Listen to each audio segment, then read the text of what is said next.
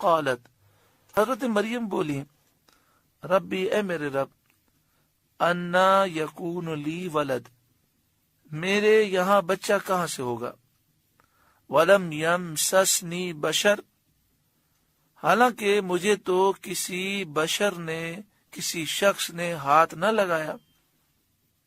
اور عام دستور تو یہی ہے کہ بچہ شادی اور نکاح کے بعد ہوتا ہے۔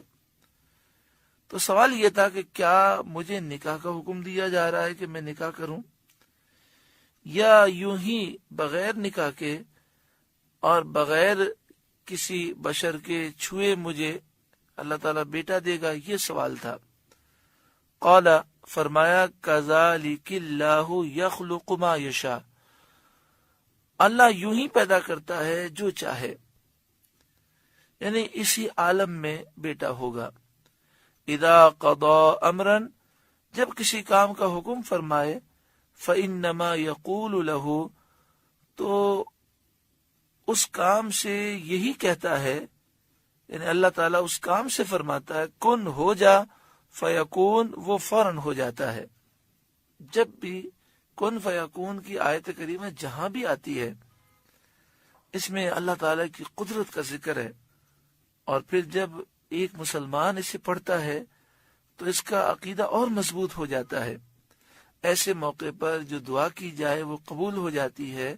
اس کی وجہ یہ ہے کہ جب اللہ تعالیٰ کی بارگاہ میں یقین سے دعا مانگی جائے تو فوراً قبول ہوتی ہے۔ ہم عرض کرتے ہیں کن فیکون کے مالک، ہماری تمام دلی جائز تمنائیں، دعائیں اور آرزوئیں جو ہم نے کی ہیں آئندہ کریں گے، خیر و عافیت کے ساتھ ہم سب کے حق میں اور تمام مسلمانوں کے حق میں قبول فرما۔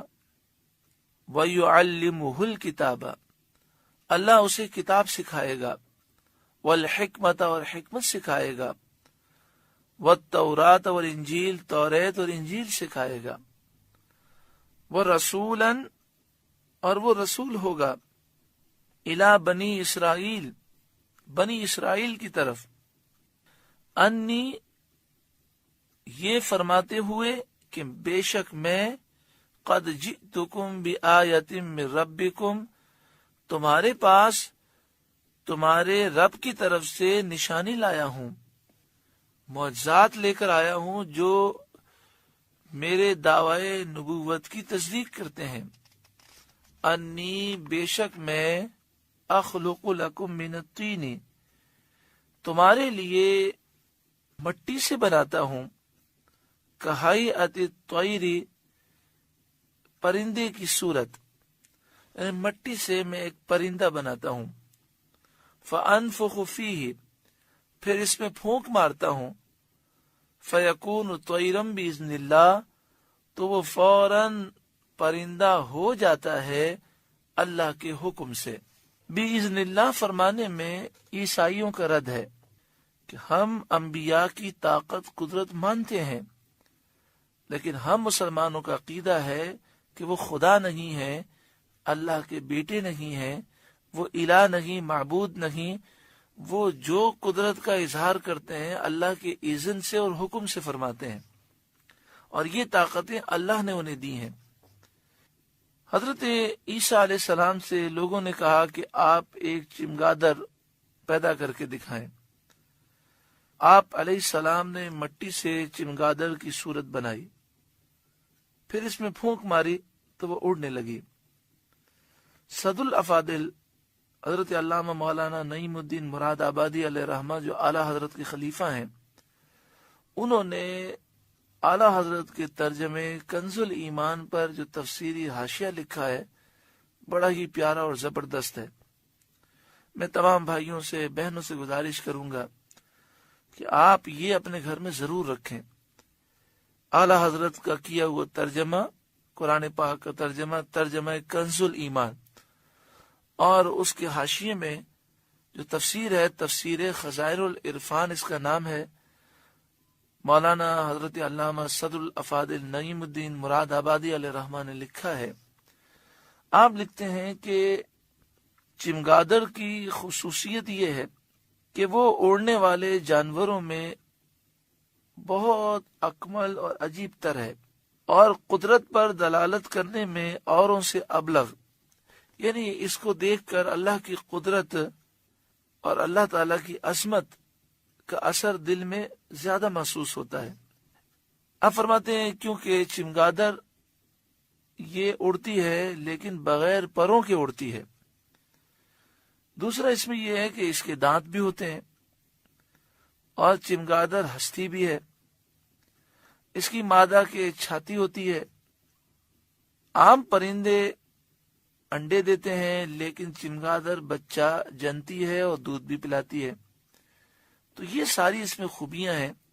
تو حضرت عیسیٰ علیہ السلام نے چمگادڑ کو پیدا کیا، پھونک ماری تو وہ اللہ کے حکم سے پرندہ بن گئی، اس میں روح آ گئی۔ وَأُبْرِئُ الْأَكْمَحَ، اور میں شفا دیتا ہوں مادرزاد اندھے کو۔ اکمہ اس اندھے کو کہتے ہیں کہ جس کے چہرے پر آنکھوں کے سوراخ بھی نہ ہوں۔ حضرت عیسیٰ علیہ السلام کے زمانے میں ایسے بچے پیدا ہوتے جن کی آنکھیں نہیں ہوتی اور آنکھوں کا سوراخ بھی نہیں ہوتا۔ تو حضرت عیسیٰ علیہ السلام مٹی سے آنکھوں کی سائز کے آپ ڈھیلے بناتے اور ان کے چہرے پر رکھ کر ہاتھ پھیرتے تو آنکھیں بن جاتی، انہیں بینائی نصیب ہو جاتی۔ والابرص، اور ابرص کے مریضوں کو میں شفا دیتا ہوں۔ سفید داغ والے کو ابرص کہتے ہیں۔ ابرص کا جو مرض ہے، یعنی برس کا جو مرض ہے، یہ اس زمانے میں بھی لا علاج تھا اور آج بھی کوئی اس کا صحیح معنوں میں علاج دریافت نہیں ہو سکا۔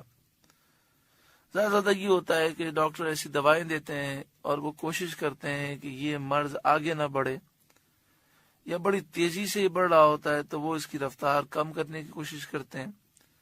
اور بعض ادویات ایسی آتی ہیں کہ جہاں جہاں برس کے نشانات ہو گئے، جسم سفید ہو گیا، تو باقی جسم اور اس جسم میں فرق ہوتا ہے، وہ عجیب سا لگتا ہے، تو پورے جسم کو وہ سفید کرنے کی کوشش کرتے ہیں۔ تو حضرت عیسیٰ علیہ السلام کے زمانے میں طب اپنے عروج پر پہنچی ہوئی تھی اور طبیبوں اور حکیموں کے بڑے بڑے دعوے تھے۔ تو حضرت عیسیٰ علیہ السلام مادرزاد اندھوں کو آنکھیں دیتے، برس کے مریضوں کو شفا دیتے، اور اس سے طبیب عاجز تھے، تو لوگوں پر یہ ظاہر ہوا کہ یہ معجزہ ہے اور آپ اللہ کے سچے نبی ہیں۔ اب یہاں پر ایک بات ہے، حضرت عیسیٰ علیہ السلام فرماتے ہیں میں شفا دیتا ہوں برس کے مریض کو، میں آنکھیں دیتا ہوں، شفا دیتا ہوں مادرزاد اندھے کو، میں پرندہ بناتا ہوں مٹی سے اور اس میں پھونک مارتا ہوں تو پرندہ ہو جاتا ہے اللہ کے اذن سے۔ تو دیکھیں سارے کام اللہ کے اذن سے ہیں، مگر آپ فرماتے ہیں میں شفا دیتا ہوں، تو اس سے معلوم ہوا کہ اللہ کے نیک بندوں کو اللہ نے یہ طاقت دی ہے، اور اس طرح کہنے میں کوئی حرج نہیں۔ مثلا ہم کہیں کہ حضور غوث اعظم کی دعا سے اللہ کے اذن سے شفا ملتی ہے، اللہ کے نیک بندوں کی دعا سے مشکلات حل ہوتی ہیں، اللہ کے نیک بندے اللہ کے اذن سے مشکلات حل کرتے ہیں، تو یہ کوئی شرک والی بات نہیں ہے، کیونکہ ہم نے کہا اللہ کے اذن سے، نہ خدا مانا، نہ الہ، نہ معبود، نہ اللہ کا بیٹا، اور یہ بھی نہیں کہا کہ وہ اللہ کے اذن کے بغیر کرتے ہیں، اللہ کے اذن اور اللہ کے حکم سے وہ شفا بھی دیتے ہیں، مدد بھی کرتے ہیں۔